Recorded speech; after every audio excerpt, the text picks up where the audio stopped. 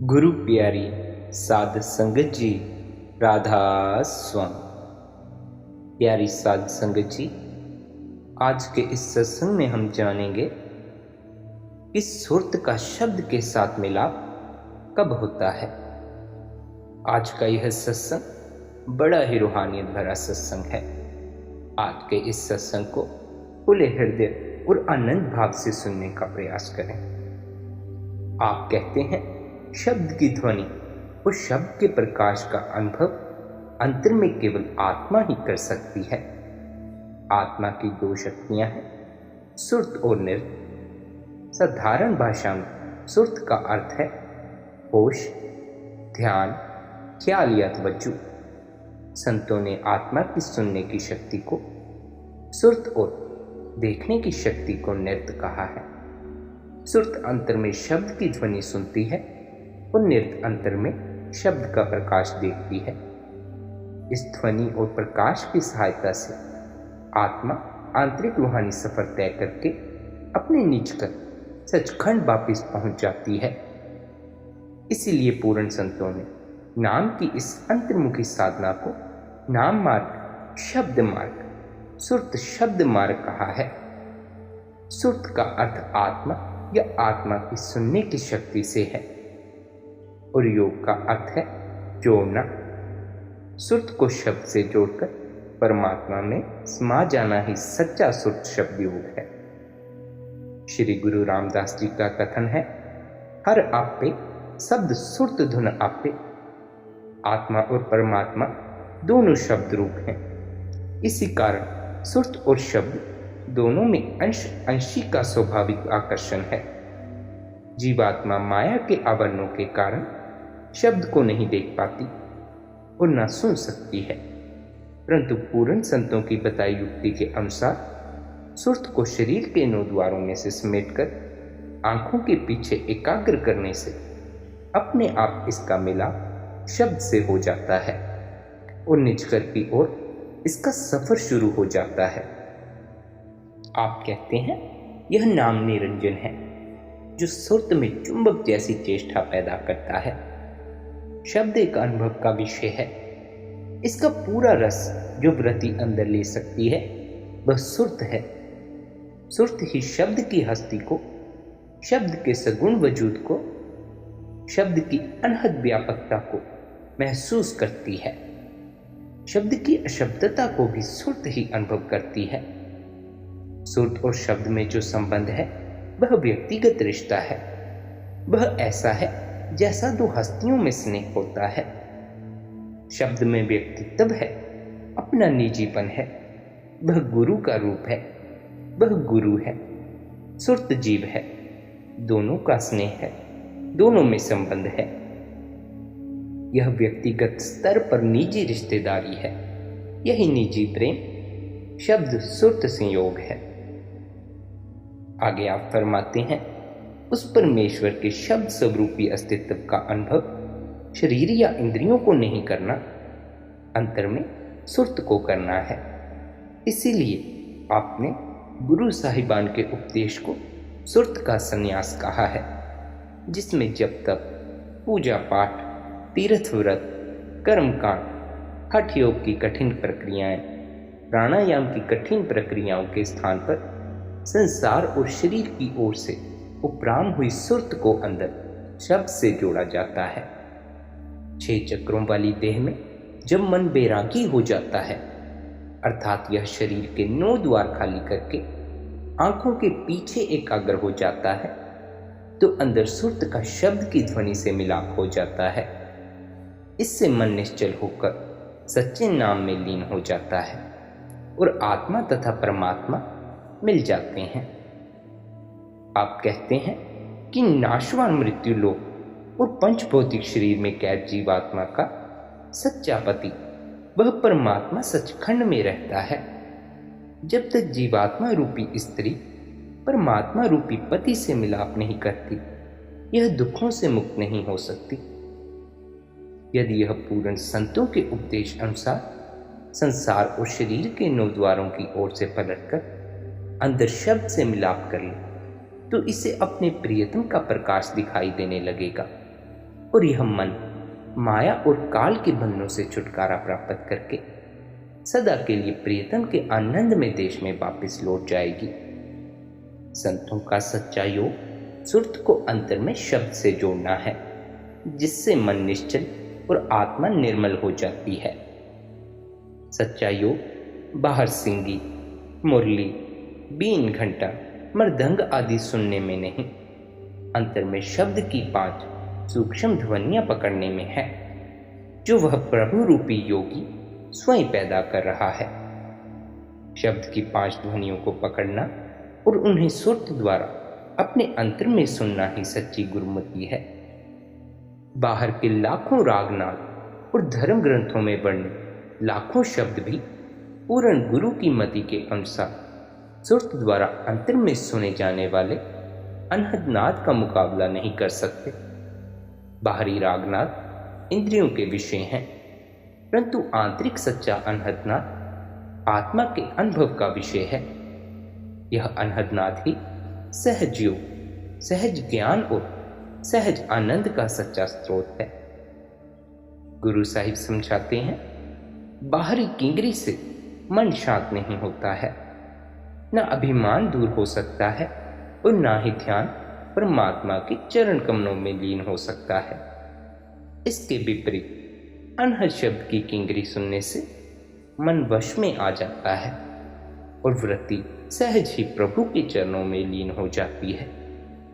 अनहद शब्द की यह निरंतर बज रही किंगरी हर घट में धुनकारें दे रही है, परंतु कोई बिरले गुरमुख ही मन को वश में करके अंतर में इस किंगरी को सुनते हैं। आप कहते हैं, हे मत वाले योगी, 4 वेद, 6 दर्शन और 18 पुराण सभी परमात्मा के शब्द या नाम से लिव लगाने का उपदेश देते हैं, परंतु तू शब्द या नाम की सच्ची किंगरी की ओर से मुंह मोड़कर बाहरी झूठी किंगरी को सुनने में लगा हुआ है। आगे आप फरमाते हैं, सच्चा योग धारण करने के लिए घर बार का त्याग करने की, बाहरी सिंगी बजाने, गले में माला डालने और शरीर पर भभूत रमाने की आवश्यकता नहीं। प्रत्येक शरीर के अंदर परमात्मा के शब्द की सच्ची सिंगी बज रही है, जिसे ध्यान सुरत द्वारा अंदर सुनना चाहिए। सुरत को पूरी तरह एकाग्र करके लिव को अंदर शब्द की तार में लीन करने से अंतर में नाम का वह अमूल्य पदार्थ मिल जाता है कि बाहर से किसी प्रकार की भिक्षा मांगने की आवश्यकता नहीं रहती। शब्द की यह सिंगी तंती या परमता ऐसे अद्भुत रस से भरे राग की जननी है, जो परमात्मा का निज रूप है। इस परमतार में से उपज रही रंग बिरंगी प्रकाश की ध्वनियां संसार के सबसे श्रेष्ठ और फलदायक ज्ञान का स्रोत हैं। शब्द की ध्वनि ही वह अजपा जाप है, जिससे सच्चे आत्मिक ज्ञान, सच्चे संयम और सच्चे योग की प्राप्ति होती है और जीव जन्म मरण के बंधन तोड़कर अमर जीवन का अधिकारी बन जाता है। ऋषि मुनि, देवता, दानव और आकाश लोक सब इस शब्द के सहारे स्थित हैं। इसीलिए शब्द में सुरत को जोड़ना ही सच्चा योग है। आप फरमाते हैं, शब्द या नाम की ज्योति माया की हर प्रकार की मैल से अप्रभावित है। आत्मा को इस ज्योति में जोड़ने से जीव की मन माया, कर्मों और संस्कारों की सारी मैल धुल जाती है और वह पूरी तरह शुद्ध और निर्मल हो जाता है। ऐसा निर्मल प्राणी इस ज्योति से जुड़ने के अभ्यास के अतिरिक्त जब तक पूजा पाठ, तीर्थ व्रत, किसी प्रकार के कर्मकांड और समाधि शमशान आदि की पूजा को स्वीकार नहीं करता।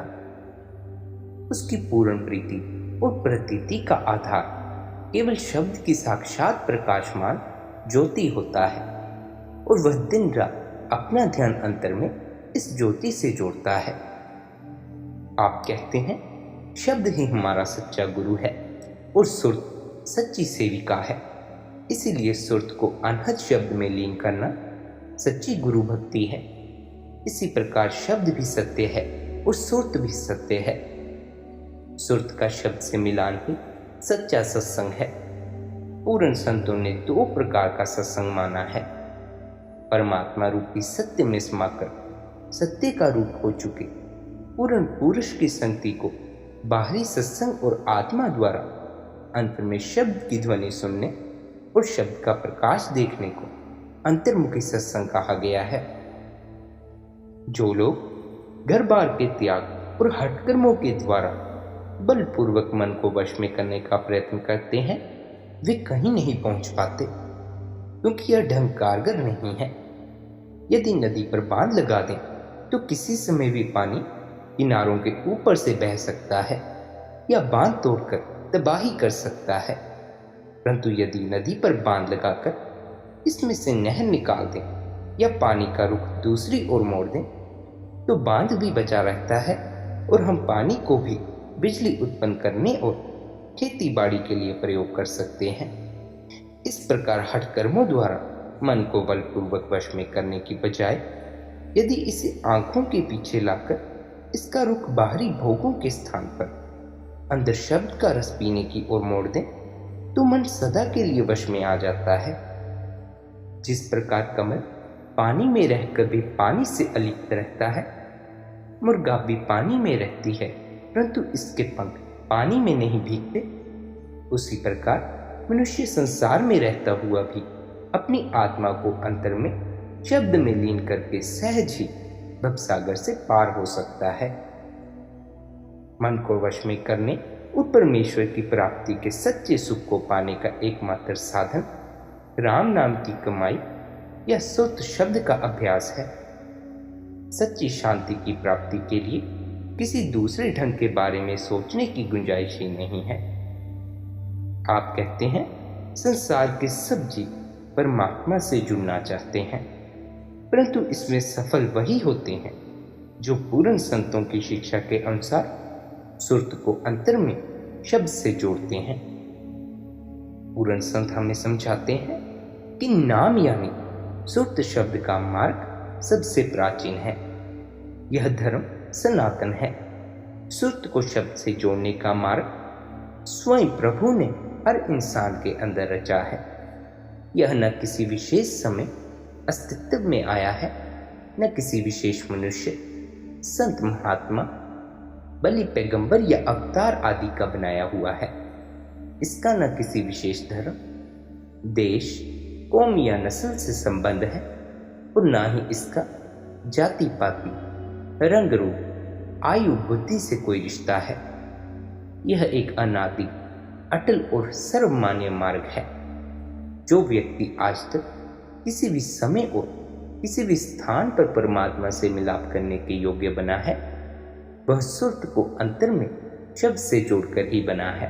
भविष्य में भी जो कोई जब भी जहां कहीं ऐसा करने में सफल होगा, सुरत शब्द की कमाई द्वारा ही होगा। गुरुमुखों से प्राप्त होने वाला नाम यह शब्द ही अनादि काल से सारे संसार का एकमात्र मुक्ति मार्ग है।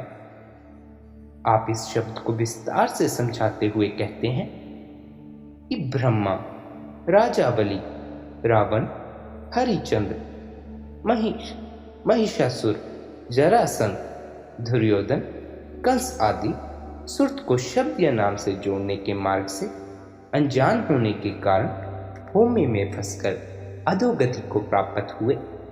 इसके विपरीत जिन गुरुमुखों को सच्चे शब्द, सच्चे नाम का ज्ञान हो गया, वे परमात्मा की सच्ची भक्ति में लगकर भवसागर से पार हो गए। आत्मा को परमात्मा के नाम से जोड़ने की महिमा बड़ी बहुमूल्य है। नाम को अंदर धारण करने वाले भक्त सबसे ऊंचे और न्यारे भक्त हैं। वे सारी सृष्टि के स्वामी हैं। आप फरमाते हैं कि संत नामदेव, भक्त त्रिलोचन, कबीर साहिब और रविदास जी, इन जैसे महात्मा नाम की अंतर्मुखी आराधना द्वारा ही परम पद को प्राप्त हुए। शब्द की कमाई सबसे निर्मल आचरण है और हर प्रकार के कर्म, जप, तीर्थ और व्रत, इनका फल शब्द की कमाई में सम्मिलित है। इससे काल का भय दूर हो जाता है, आवागमन के दुखों का नाश हो जाता है और सच्चे प्रभु में समाने की सच्ची प्रतिष्ठा प्राप्त हो जाती है। आप कहते हैं, हम हर युग के हर कर्म और धर्म को अच्छी तरह आजमाकर इस निष्कर्ष पर पहुंचे हैं कि नाम की औषधि के बिना मन वश में नहीं आ सकता, तृष्णा का नाश नहीं हो सकता और परमात्मा से मिलाप नहीं हो सकता। जब तक करने वाले योगी और सन्यासी कभी जन्म मरण के बंधनों से मुक्त नहीं हो सकते। केवल राम नाम के स्मरण से ही यमदूतों से छुटकारा मिल सकता है। ध्यान रहे, राम नाम शब्दों में कहा जाने वाला राम नाम नहीं, अंतर में सुना जाने वाला राम नाम है। जिन्होंने स्वयं प्रेम पूर्वक नाम की साधना की और सुरत शब्द की कमाई की, उन्होंने परम पद प्राप्त किया। वे अपने असल घर सचखंड लौट के रोड़ों ग्रंथों और शास्त्रों का सार इस एक कथन में आ जाता है कि जगत नाशवान है और नाम अविनाशी है, तथा सुरत को अंतर में शब्द के साथ जोड़कर अपनी पहचान द्वारा परमात्मा की पहचान करनी चाहिए। मन में दृढ़ निश्चय कर लेना चाहिए कि मन को निश्चल करने की एक ही सही युक्ति सुरत द्वारा शब्द की कमाई है। जो भी पारमार्थिक लाभ होता है सुरत शब्द की अंतर्मुखी साधना द्वारा होता है। सुरत शब्द की साधना हर प्रकार की आध्यात्मिक करने का सार है। इसलिए आशंका और आलस्य त्याग कर एक मन एक चित होकर सुरत को अंतर में शब्द में लीन करके रूहानी सफर तय करने का प्रयत्न करना चाहिए। आगे आप कहते हैं कि सब पूर्ण संतों ने सुरत शब्द के इस अंतर्मुखी अभ्यास को ही राधा स्वामी की प्राप्ति का सच्चा मार्ग स्वीकार किया है। राधा स्वामी शब्द की व्याख्या करते हुए आप कहते हैं, राधा का अर्थ आदि, सुरत या आत्मा और स्वामी का अर्थ अनादि शब्द जो परमात्मा का रूप है। सुरत का शब्द में समाना ही राधा का स्वामी पद को प्राप्त करना है और यही सच्चा सुरत योग भी है। जिन पर परमपिता परमात्मा अपने साथ मिलाप करने की दया करना चाहता है, उन्हें गुरुमुखों के माध्यम से सुरत को शब्द से जोड़ने की युक्ति सिखा देता है, जिससे उनके मोह के बंधन ढीले पड़ जाते हैं और उनके अंदर परमात्मा का सच्चा प्रेम उत्पन्न हो जाता है। ऐसा सौभाग्यशाली प्राणी अंतर में नाम की ध्वनि से जुड़कर परमात्मा में समा जाता है और सदा के लिए आवागमन के बंधनों से मुक्त हो जाता है। आप समझाते हैं, सुरत द्वारा अंदर उस सच्चे नाम को सुनने से जीव काल की सीमा पार कर जाता है, दुखों और पापों से मुक्त हो जाता है और सदा के लिए आनंदमय अवस्था प्राप्त कर लेता है। इस निरंजन नाम को सुनने से आत्मा को शरीर के अंदर ही परमात्मा से जोड़ने वाले सच्चे योग का भेद और संसार की सब धर्म ग्रंथों का ज्ञान प्राप्त हो जाता है। आत्मा द्वारा अंदर इस निरंजन नाम को सुनने का फल 68 तीर्थों के स्नान से भी अधिक है, क्योंकि इससे मन और आत्मा निर्मल होते हैं और सहज ध्यान की वह ऊंची रूहानी अवस्था प्राप्त हो जाती है। सुरत को नाम की ध्वनि में लीन कर देने की अवस्था बहुत ऊंची अवस्था है। इससे मन और बुद्धि वश में आ जाते हैं। सृष्टि और इसके नियमों का ज्ञान हो जाता है। मोह और माया जन्म मरण के बंधन टूट जाते हैं। इससे मोक्ष पद की प्राप्ति हो जाती है। इस अवस्था में पहुंचकर जीव खुद तो मुक्ति पाता ही है और अपने कुल को भी पार कर देता है। नाम का अभ्यास करने वाले गुरु और उसके शिष्य का सहज ही उद्धार हो जाता है। आंतरिक गगन में अनहद के बाजे सुनने से आत्मा में रूहानी सुरूर भर जाता है और यह शब्द या नाम ही आत्मा को सच्ची शांति देने वाला असली अमृत है। आगे आप फरमाते हैं कि हम आवागमन के चक्कर से तब तक नहीं छूट सकते जब तक हमारे कर्मों का नाश नहीं हो जाता। जब तक हमारे कर्मों का भुगतान ना हो जाए तब तक हम जन्म मरण के बंधन में बंधे हुए हैं। संत महात्माओं कर्मों के नाश के लिए साधु की संगति तथा नाम की कमाई पर जोर दिया है। पूर्ण साधु स्वयं नाम की कमाई द्वारा कर्मों के बंधन तोड़कर परमात्मा के साथ मिलाप कर चुके होते हैं। इसलिए वे जीव को नाम के सिमरन की युक्ति सिखाते हैं ताकि जीव भी नाम की कमाई द्वारा कर्मों के जाल से मुक्त हो जाए। सतगुरु की समझाई युक्ति के अनुसार शब्द की कमाई द्वारा जीव कर्मों के बंधनों से सदा के लिए मुक्त हो जाता है। जिस प्रकार लकड़ी के ढेर को आग की एक चिंगारी जलाकर राख कर देती है, उसी प्रकार पूर्ण साधु की संगति में नाम की कमाई द्वारा साकत पुरुषों के अनंत कर्मों के भंडार नष्ट हो जाते हैं। जो साधक शब्द या नाम के साथ लिंक जोड़ लेता है, वह तीनों गुणों की सीमा पार कर लेता है। इस प्रकार उसके सभी कर्मों के बंधन टूट जाते हैं। वह परमात्मा में समाकर परमात्मा का ही रूप हो जाता है। आगे आप फरमाते हैं, समाधि की सर्वोच्च अवस्था को निर्विकल्प समाधि कहते हैं। शिष्य को समाधि की यह अवस्था तीसरे लोक में पहुंचने पर प्राप्त होती है।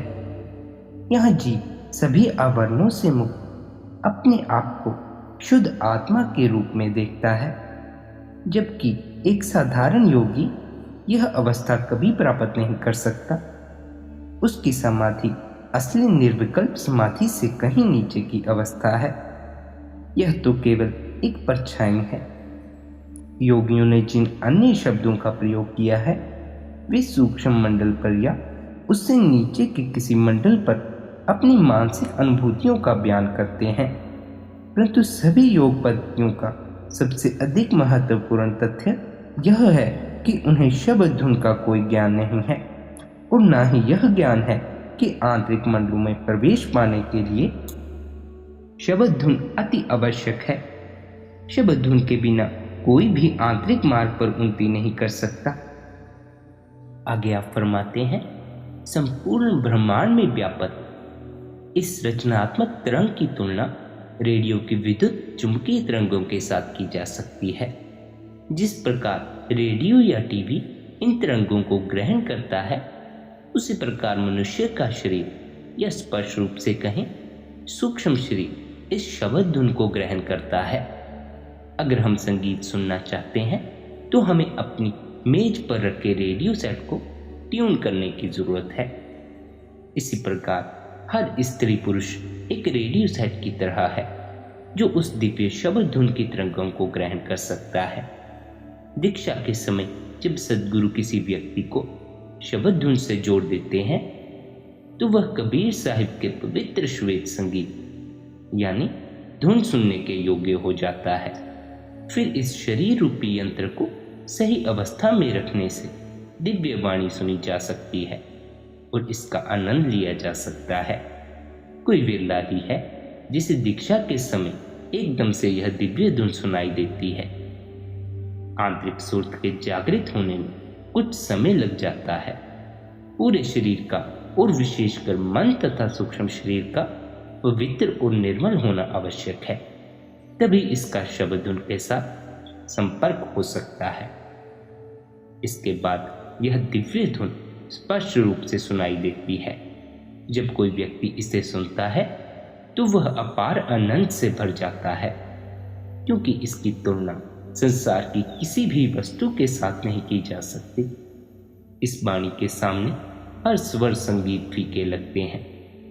अगर हम बीना, बांसुरी आदि सभी वाद्य यंत्रों का प्रयोग करके सभी महान संगीतज्ञों के संगीत का मिश्रण करें तो भी इस दिव्य धुन का एक छोटा सा सुर भी उत्पन्न नहीं कर पाएंगे। यह दिव्य धुन सुनने वाले की आत्मा को ही खींच लेती है। यह धुन उसे नया जीवन देती है। फिर वह अनुभव करता है कि वह किसी और ही नए लोक का वासी है। ऐसे में इंद्रियों के आकर्षण समाप्त हो जाते हैं और वह व्यक्ति उस आत्मिक अवस्था को प्राप्त कर लेता है। उसका हृदय निर्मल हो जाता है और उसका कायाकल्प हो जाता है। वह नया जीवन जीने लगता है। वह अमर हो जाता है। अब उसके मार्ग में मौत का साया कैसे आ सकता है? निश्चित ही वह अमर जीवनदायिनी धारा में समा जाता है। जब उसका शरीर त्यागने का समय आता है तो वह शरीर को इस प्रकार छोड़ देता है जैसे कोई पुराना कपड़ा उतार कर फेंकता है। इस दिव्य तरंग के सहारे वह परमात्मा में समा जाता है। अब वह इंसान के हर दुख से ऊपर उठ जाता है। वह इस संसार के हर दुख से ऊपर उठ जाता है। वह विकारों की तूफानी लहरों से उसी प्रकार ऊपर उठ जाता है जिस प्रकार हवाई जहाज में बैठकर आकाश की ऊंचाइयों में उड़ता हुआ कोई व्यक्ति अपने नीचे बहते हुए बाढ़ के गंदले पानी से ऊपर रहता है। वह हर विकार पर विजय पा लेता है। जब कोई एक बार इस जीवनदायिनी धुन को सुन लेता है तो फिर वह कभी दुखी नहीं रहता। यदि दुनियावी पदार्थों में ध्यान अटक जाने के कारण कभी शब्द धुन ना सुनाई देती हो, फिर भी इससे प्राप्त होने वाला आनंद मनुष्य को आंतरिक खुशी देता रहता है। परंतु अपार आनंद देने वाली इस धुन को शिष्य जब चाहे सुन सकता है। उसे केवल अपने ध्यान को बाहरी संसार से हटाकर थोड़ा अंतर में एकाग्र करना है। जिस पल से शिष्य इस दिव्य संगीत को सुनना शुरू कर देता है वह कभी अकेला नहीं होता। भले ही वह अपने घर और मित्रों से दूर हो, उसे अकेलापन महसूस नहीं होता। वह हमेशा परमपिता परमात्मा के साथ अपार आनंद में होता है और आनंद देने वाला ब्रह्मांड में निरंतर हो रहा आनंद में भव्य संगीत उसे सुनाई देता रहता है। इसके मधुर सुर उसे आवाज देते रहते हैं। घर वापिस लौटने के लिए उसे बड़े प्यार से बुलाते हैं और वह निरंतर मार्ग पर आगे बढ़ने के लिए व्याकुल हो जाता है। सद्गुरु द्वारा बताए अभ्यास को निरंतर करने से वह एक दिन अपने असली घर सचखंड का वासी हो जाता है। आखिर में आप फरमाते हैं, गुरुमुख लोग सुरत को अंतर में शब्द से जोड़कर स्थायी मुक्ति प्राप्त कर लेते हैं, परंतु सुरत शब्द के मार्ग से दूर रहने वाले मनमुख सदा आवागमन के दुखदायी चक्कर से बंधे रहते हैं। राधा स्वामी जी।